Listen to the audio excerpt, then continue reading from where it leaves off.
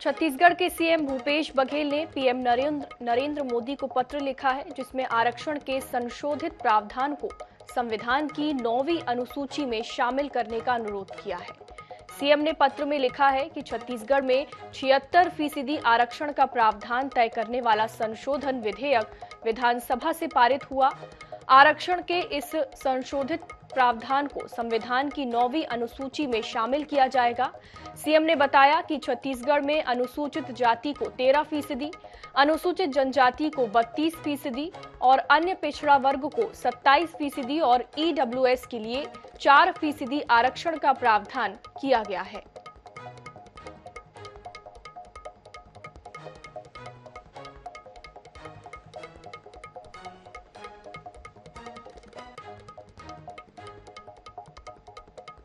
छत्तीसगढ़ में इस साल विधानसभा चुनाव हैं। दुर्ग जिले में ये सबसे अहम कहे जा सकते हैं। मुख्यमंत्री भूपेश बघेल पाटन से विधायक हैं। दूसरी तरफ उन्हीं के भतीजे विजय बघेल भाजपा से दुर्ग सांसद। पूर्व में दोनों पाटन से विधानसभा के लिए एक दूसरे के खिलाफ चुनाव लड़ चुके हैं। ऐसे में पाटन विधानसभा में सीएम बघेल के सामने विजय बघेल होंगे या कोई और, इसको लेकर सियासी हलकों में खासी हलचल है।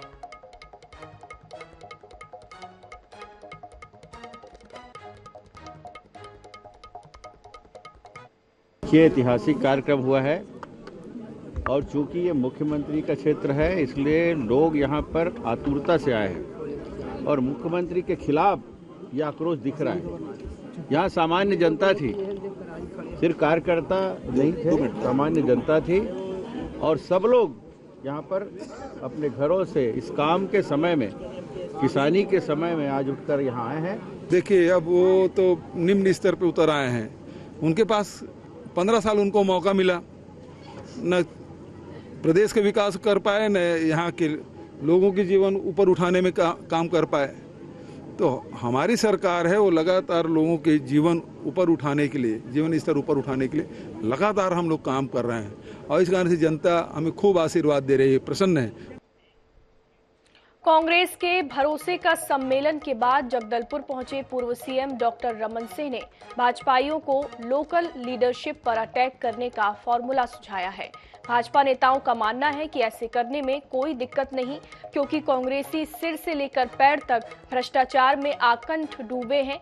इधर कांग्रेसियों का कहना है कि 4.5 साल तक तो भाजपाइयों का मुंह बंद था, अब किस चेहरे के साथ जनता के बीच जाएंगे। कांग्रेस ने जगदलपुर में भरोसे का सम्मेलन कर चुनावी शंखनाद कर दिया है। अब भाजपा मिशन 2023 के लिए बस्तर को साधने की कवायद में जुट गई है। भाजपा प्रदेश प्रभारी ओम माथुर 21 और 22 अप्रैल को बस्तर प्रवास पर रहेंगे। भाजपा प्रदेश अध्यक्ष अरुण साव के साथ दंतेवाड़ा, बस्तर और नारायणपुर का दौरा करेंगे। कुल मिलाकर आने वाले समय में बस्तर में दिलचस्प सियासी समीकरण देखने को मिल सकते हैं।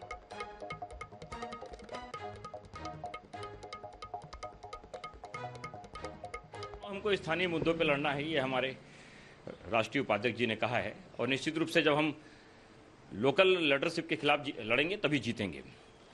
और लोकल लीडरशिप का क्या हाल है, नक से लेकर बाल तक, सिर से लेकर पांव तक पूरी तरह से भ्रष्टाचार में आकंठ डूबे हुए हैं। 4-4.5 साल पहले अगर कांग्रेसी नेताओं, बड़े नेताओं को छोड़िए, छोटे नेताओं को भी आप हैसियत देखेंगे तो जो लोग स्लीपर चप्पल नहीं पहन रहे थे, आज चमचमाती कारों में शान से घूम रहे हैं। भारतीय जनता पार्टी के लोगों के पास अब कोई मुद्दा रह नहीं गया है और लोकल लीडरशिप को टारगेट करेंगे, ऐसा उनका अगर कहना है तो कब करेंगे? 5 साल तो बीत गए, किसी भी भारतीय जनता पार्टी के नेता का मुंह नहीं खुला अभी तक। और लीडरशिप को टारगेट करेंगे या उन्होंने जो कार्य किया 15 साल उसको वापस दोहराएंगे जनता के सामने, जो उनको वोट में तब्दील कर सके। रायपुर उत्तर विधानसभा में मुख्यमंत्री भूपेश बघेल के भेंट मुलाकात कार्यक्रम का आयोजन किया गया। कार्यक्रम में मुख्यमंत्री ने न सिर्फ लोगों की शिकायतों का निराकरण किया, बल्कि शासन की योजनाएं किस हद तक प्रभावी हैं, इसकी जानकारी भी हासिल की। सरकार की योजनाओं का लाभ लेने वाले हितग्राहियों ने मुख्यमंत्री का आभार जताते हुए उन्हें धन्यवाद दिया।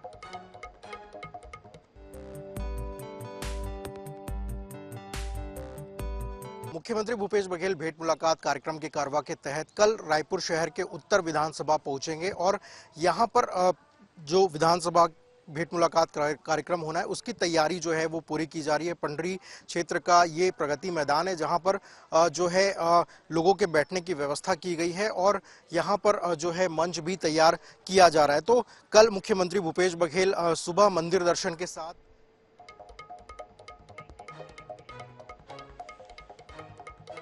छत्तीसगढ़ में हेट स्पीच के मामले में सियासत तेज हो गई है।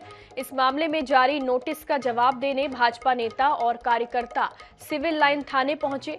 थाने में पुलिस की एक तरफा कार्रवाई पर भाजपा कार्यकर्ताओं ने जमकर हंगामा किया और थाने में कांग्रेस कार्यालय के पोस्टर भी चस्पा कर दिए। भाजपा नेताओं ने थाने में नोटिस का क्या जवाब दिया और उन्होंने इसके खिलाफ शिकायत दर्ज कराई, देखिए इस रिपोर्ट में।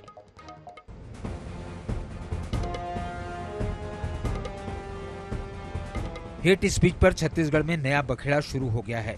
पहले कांग्रेस नेताओं ने भाजपा नेताओं पर भड़काऊ ट्वीट के जरिए सांप्रदायिक सद्भाव बिगाड़ने का आरोप लगाया और थाने में शिकायत दर्ज कराई। वहीं पुलिस से मिले नोटिस का जवाब देने पहुंचे भाजपा नेताओं ने पुलिस से हेट स्पीच की परिभाषा पूछ डाली और सवाल किया कि नोटिस जारी करने का आधार क्या है। भाजपा नेताओं ने कांग्रेस पर प्रदेश में शांति सद्भाव बिगाड़ने का आरोप लगाया और मंत्री कवासी लखमा, आरपी सिंह, धनंजय सिंह ठाकुर, शकुंतला साहू, जयवर्धन बिस्सा, मंत्री अमरजीत भगत के खिलाफ शिकायत दर्ज कराई। उन्होंने इन सभी के खिलाफ 24 घंटे में नोटिस जारी किए जाने का अल्टीमेटम भी दे दिया। उसमें कवासी लखमा भी शामिल है, मुख्यमंत्री जी के पिताजी भी शामिल है, मुख्यमंत्री जी के पिताजी भी शामिल हैं, कांग्रेस के विधायक बृहस्पति सिंह जी भी शामिल हैं और हमारे कार्यकर्ताओं पर, पदाधिकारियों पर झूठे फर्जी तरीके से इन्होंने नोटिस जारी कर दिया, बिना विवेचना किए, बिना जांच किए। नोटिस का आधार क्या था? 13 तारीख को शिकायत हुई और 13 तारीख के शाम को इन्होंने नोटिस जारी कर दिया। इतनी तत्परता के साथ पुलिस काम कर रही है। निश्चित रूप से जो पुलिस प्रशासन है वो कांग्रेस सरकार के दबाव में है और हेट स्पीच की परिभाषा जब हम लोग पूछ रहे हैं तो यहाँ पर बताने वाला कोई नहीं कि किस आधार पर आपने हम लोगों को नोटिस भेजी है। इससे बड़ा दुर्भाग्य नहीं हो सकता। लेकिन आज हमने भी, जब आप हमारे ऊपर इस तरह की प्रतिक्रिया कर रहे हो, आप हमारे खिलाफ एक्शन, तमाम जो सैकड़ों इस तरह के जो कमेंट्स आए हैं वो कांग्रेस के जो नेताओं ने किया है, हमने भी उसकी एक लिस्ट जारी करके उनके खिलाफ में, जिस तरीके आपने हमको किया, हमने कहा कि जांच करके 24 घंटे के अंदर में उनको आप नोटिस सर्व करो। कानून की व्याख्या, कानून की परिभाषा, हर चीज की परिभाषा एक है। आप इसको अलग दलगत राजनीति के आधार पर नहीं कर सकते। इसलिए आज हमने कांग्रेस के नेताओं के खिलाफ में भी कंप्लेंट फाइल की। इधर कांग्रेस ने थाना घेराव किए जाने पर नाराजगी जताई है और कहा है कि जिसने भी कानून का उल्लंघन किया है उसके खिलाफ विधि सम्मत कार्रवाई की जाएगी। कांग्रेस अभी भी इस बात पर अडिग है कि भाजपा नेता अपने ट्वीट के जरिए धार्मिक उन्माद फैलाते हैं। जाएंगे, लेकिन ये आग लगा पहले शांत हो जाए।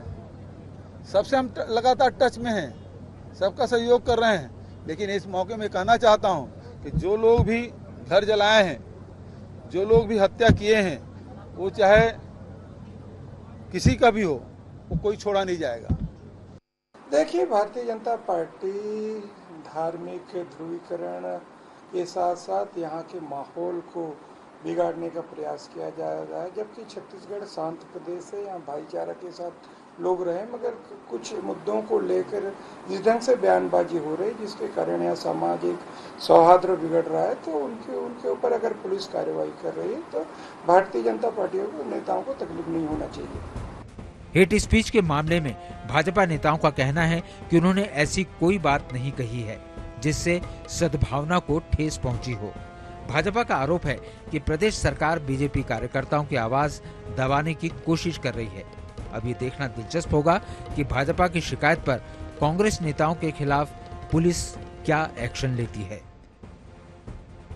स्वप्निल गौरखेड़े, INS 24/7, रायपुर।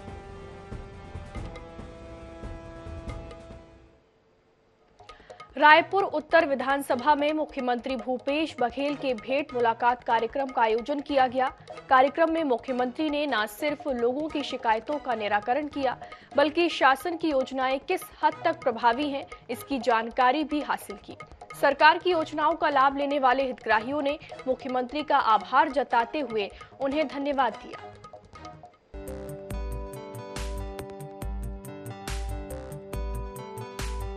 रायपुर उत्तर विधानसभा में मुख्यमंत्री भूपेश बघेल के भेंट मुलाकात कार्यक्रम का आयोजन किया गया, जिसमें मुख्यमंत्री लोगों से सीधे रूबरू हुए।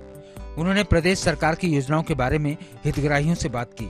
सीएम ने लोगों से मुख्यमंत्री स्वास्थ्य योजना, सुपोषण योजना, बिजली बिल हाफ योजना के साथ साथ निगम में ऑनलाइन नक्शा नियमितीकरण के संबंध में जानकारी हासिल की। उन्होंने आत्मानंद स्कूल के बच्चों से भी बात की। मुख्यमंत्री ने क्षेत्रवासियों को 117 करोड़ रुपए के विकास कार्यों की सौगात दी। साथ ही स्थानीय विधायक कुलदीप जुनेजा की मांग पर स्वामी आत्मानंद स्कूल खोलने की घोषणा भी की। उत्तर विधानसभा के भेंट मुलाकात कार्यक्रम आज पंडरी में आयोजित था और विभिन्न प्रकार के हितग्राही से मुलाकात हुई, चाहे वो राशन कार्ड का हो, चाहे वो स्वामी आत्मानंद अंग्रेजी स्कूल में पढ़ने वाले हो, चाहे मोर जमीन मोर आस, मोर जमीन मोर चिन्हारी और बहुत सारी योजनाएं हैं जिसमें घर पहुंच जो सेवाएं मिल रही है उसके बारे में भी, और आवास बनाने में पहले महीनों चक्कर लगाना पड़ता था, आसानी से एक आवेदन में उन लोगों को आवास के लिए अनुज्ञा पत्र मिल रहा है।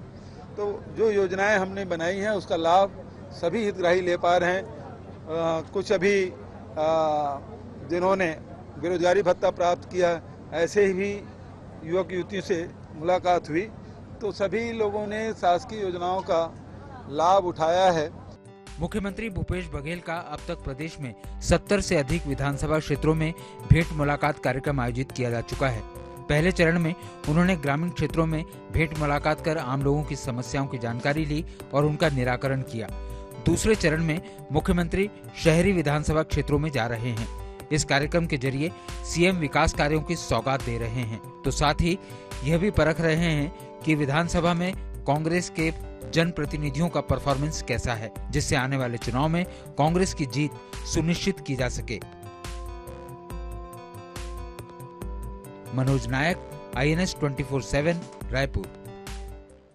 छत्तीसगढ़ में विधानसभा चुनाव में महज 7 महीने शेष रह गए हैं। इस चुनाव में भाजपा ने जन घोषणा की वादा खिलाफी के साथ ही अपराध को भी एक बड़ा मुद्दा बनाने का फैसला लिया है। ऐसे में प्रदेश की सियासत में बुलडोजर पॉलिटिक्स की गूंज भी सुनाई देगी। देखिए इस रिपोर्ट में।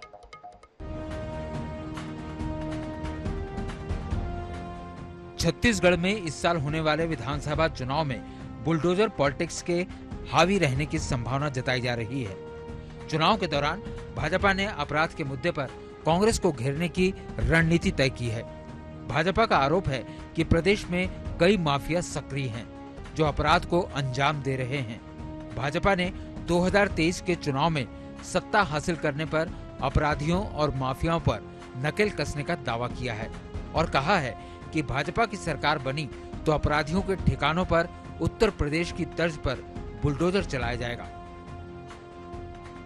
निश्चित रूप से भारतीय जनता पार्टी की सरकार छत्तीसगढ़ में बनेगी तो अपराध पर भाजपा की सरकार बुलडोजर चलाएगी। और आपने देखा उत्तर प्रदेश में अति का अंत हुआ। इधर मुख्यमंत्री भूपेश बघेल ने बुलडोजर पॉलिटिक्स पर पलटवार किया है और कहा है कि भाजपा को इसका मौका नहीं मिलेगा, क्योंकि 2023 के विधानसभा चुनाव में भी कांग्रेस को ही जीत मिलेगी। उनको मौका नहीं मिलेगा। छत्तीसगढ़ की जनता जो छत्तीसगढ़ के जो स्वाभिमान इन 4-4.5 सालों में आज सभी वर्ग का कार्यक्रम वहां हो रहा है, तो सबको सम्मान देने का काम और यही भाईचारा प्रेम यही भारत की पहचान है और छत्तीसगढ़ की विशेष पहचान है। ये शांति के टापू कहलाता है। भारतीय जनता पार्टी, RSS, विश्व हिंदू परिषद, बजरंग दल कितना भी यहाँ नफरत फैलाने की कोशिश करें वो सफल नहीं होंगे। भाजपा ने अपराध को बड़ा चुनावी मुद्दा बनाने का फैसला तो लिया है, लेकिन जनता बुलडोजर पॉलिटिक्स पर कितना भरोसा दिखाती है और इसके जरिए वोटर्स को साधने में पार्टी किस हद तक कामयाब होती है, ये देखने वाली बात होगी। स्वप्निल गौरखेड़े, INS 24/7, रायपुर। अखिल भारतीय कांग्रेस कमेटी के सचिव व छत्तीसगढ़ सह प्रभारी विजय जांगिड़ 3 दिवसीय बिलासपुर संभाग के दौरे में हैं। सोमवार को उन्होंने बिलासपुर जिले के कांग्रेस कार्यकर्ताओं और पदाधिकारियों की बैठक ली। बैठक के दौरान कई कांग्रेस कार्यकर्ताओं को अपनी बात रखने का मौका नहीं मिला, जिससे नाराज कार्यकर्ता बैठक में नाराजगी जाहिर करते हुए भी नजर आए। साथ ही सत्ता और संगठन में तालमेल की कमी को भी कार्यकर्ताओं ने सह प्रभारी के सामने उजागर किया। बैठक के बाद मीडिया से बात करते हुए प्रदेश सह प्रभारी विजय जांगीर ने कहा कि कार्यकर्ताओं के दम पर पंचायत स्तर तक राज्य सरकार की योजना को पहुंचाने पर जोर दिया जा रहा है। इसके साथ ही उन्होंने पार्टी में अनुशासनहीनता करने वालों पर कड़ी कार्रवाई की चेतावनी दी है। साथ ही पार्टी के सर्वे के आधार पे या कार्यकर्ताओं की राय शुमारी के आधार पे ये लगेगा कि ये साथी दोबारा विधानसभा में नहीं पहुंच पाएगा, पार्टी निश्चित रूप से उसको बदलने का काम करेगी। नए लोगों को टिकट देने का क्या मापदंड होगा? ऊर्जावान हो, जीतने वाला हो, क्षेत्र में उसकी लोकप्रियता हो। जशपुर में पहाड़ी कोरवा परिवार के आत्महत्या मामले में केंद्रीय जनजाति विकास राज्य मंत्री रेणुका सिंह परिवार की देर रात मृतक के परिजनों से मुलाकात करने पहुंची। इस दौरान उन्होंने बताया कि दूरस्थ अंचलों में रहने वाले इन आदिवासी परिवारों में जागरूकता की कमी है। सरकार द्वारा इनके लिए कई योजनाएं बनाई गई हैं, लेकिन जानकारी के अभाव में इन्हें योजनाओं का लाभ नहीं मिल पाता है। उन्होंने कहा कि वे इस मामले में जशपुर के आला अधिकारियों से बैठक कर सरकारी योजनाओं को इन परिवारों तक पहुंचाने के लिए चर्चा करेंगी। साथ ही केंद्र सरकार से राज्य सरकार को आदिवासियों के उत्थान के लिए फंड जारी करवाएंगी।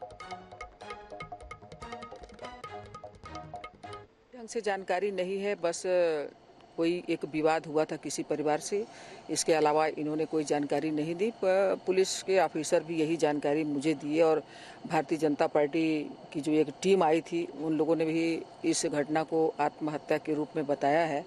और यहाँ जो गांव वाले हैं, ग्राम पंचायत के जो सचिव हैं, जो पंच और सभी लोगों ने इस घटना को आत्महत्या ही बताया है। छत्तीसगढ़ की पहली महिला अग्निवीर हिशा बघेल रविवार को अपने गांव बोरी गारका पहुंची। पिता की अंतिम इच्छा पूरी करने के लिए हिशा का भाई दुर्ग स्टेशन पहुंचकर बहन को गाड़ी में बैठाकर लाया और फिर पूरे गांव में रोड शो किया गया। इस दौरान ग्रामीणों ने भी उनका जोरदार स्वागत किया। गाड़ी से उतरकर हिशा परेड करते हुए अपने घर की दहलीज पर पहुंचते ही मां से गले लगकर रोने लगी। पिता की फोटो पर माला चढ़ाकर उन्हें सैल्यूट किया।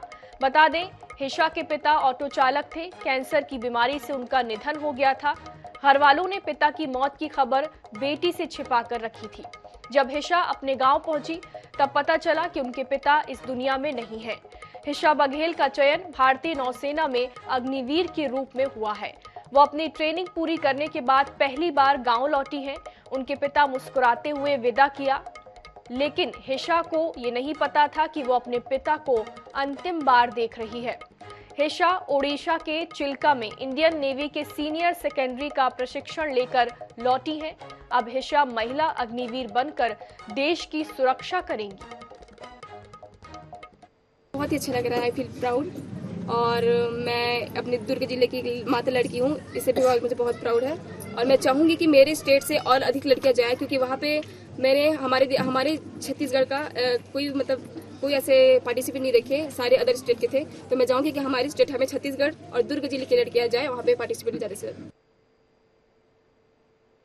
रायगढ़ जिले में उद्योगों की स्थापना के नाम पर कंपनियों ने जमीनों का अधिग्रहण तो किया गया, लेकिन सालों बाद भी उद्योग ही नहीं लगाए गए।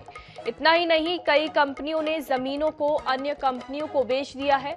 दरअसल राज्य शासन की उद्योग नीति के तहत उद्योगों की स्थापना के लिए जमीन का अधिग्रहण करने पर रजिस्ट्री के दौरान स्टाम्प ड्यूटी में 12.5% की छूट मिलती है। इनसे तकरीबन 8 करोड़ के स्टाम्प ड्यूटी की वसूली उद्योग विभाग को करनी है। ऐसे में विभागीय अधिकारियों की उदासीनता को लेकर सवाल उठ रहे हैं। जिन कंपनियों से राशि रिकवरी करनी है उसमें मंगला ऑयल एंड केमिकल, नास fly ash, Ankush fly ash, Rimpi warehouse, Shyam metallics, SK warehouse, Maa Bhagwati trading, Sushila warehouse, Mahalaxmi rice mill, Agrasen rice mill जैसे लगभग 13 उद्योग शामिल हैं। सरकार अपनी औद्योगिक नीति में उद्योगों को प्रोत्साहन देने के लिए भूमि खरीदी पे और बैंक लोन पे जो है स्टाम्प ड्यूटी की छूट देती है। और इसमें लघु उद्योग के मामले में 1 साल और मध्यम उद्योग के मामले में 3 साल और बृहत उद्योग के मामले में 5 साल में उसको उद्योग को उत्पादन में आना होता है। राज्य महिला आयोग की अध्यक्ष डॉक्टर किरणमयी नायक ने धमतरी पहुंचकर महिलाओं के उत्पीड़न से संबंधित मामलों की सुनवाई की। कलेक्ट्रेट के सभाकक्ष में 25 प्रकरणों की सुनवाई की गई। इनमें 5 मामलों को नस्तीबद्ध किया गया, वहीं कुछ मामलों को सुनवाई के लिए रायपुर रेफर किया गया है। डॉक्टर किरणमयी नायक ने बताया कि सुनवाई में पति पत्नी का विवाद, शादी टूटने का मामला और नशा सहित अन्य मामले आए थे। आज हम लोग यहाँ 25 मामले लेकर के उपस्थित हुए थे। अभी तक के 5 या 6 मामले नस्तीबद्ध हो चुके हैं और 3-4 मामलों को रायपुर रेफर किया गया है। एक केस है जिसमें मियाँ बीबी का समझौता हो सकता है, उसे भी रायपुर रेफर किया है क्योंकि धमतरी में ही हमारी 5वीं सुनवाई है और पूरे मेरे अभी कार्यकाल का लगभग 2.25 साल का समय हो रहा है। इसमें आज हमारी 167th कोर्ट हियरिंग है। बलरामपुर रामानुजगंज जिले के राजपुर में सामरी विधायक चिंतामणि महाराज ने उप पंजीयक कार्यालय का शुभारंभ किया। इस कार्यालय के खुल जाने से क्षेत्र के करीब 70 गांवों को इसका लाभ मिलेगा। चिंतामणि महाराज ने कहा कि सीएम की घोषणाओं पर अमल हो रहा है। ग्रामीणों की प्रमुख समस्याएं लगातार दूर हो रही हैं। उप पंजीयक कार्यालय खुलने के साथ ही यहां 2 दिन अधिकारी बैठेंगे और उनकी ग्रामीणों की समस्याओं का समाधान भी इससे होगा।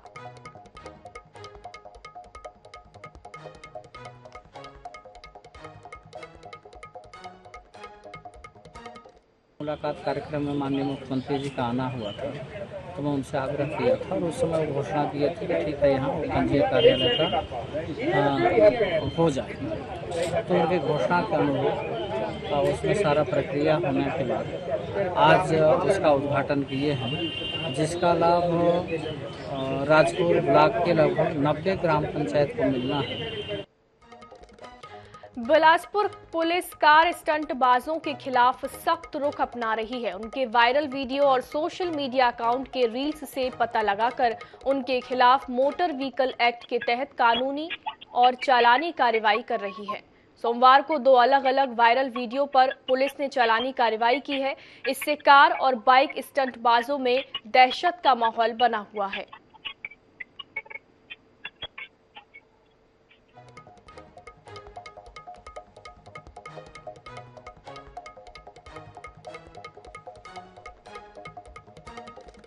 महिला बाल विकास मंत्री अनिला भेड़िया और विधायक संगीता सिन्हा बेमेतरा जिले के श्रमिक चौपाल में शामिल हुए। उन्होंने श्रमिकों के साथ बोरेबासी खाया। श्रमिक संगवारी चौपाल में बोरेबासी का रंग हर जिले में सिर चढ़ के बोल रहा है। श्रमिक जागरूकता के लिए जमीनी स्तर पर किए जा रहे इस प्रयास को चारों तरफ प्रशंसा मिल रही है। श्रम कल्याण मंडल के द्वारा रविवार के दिन बालोद जिले में श्रमिक जागरूकता के लिए चौपाल लगाई गई।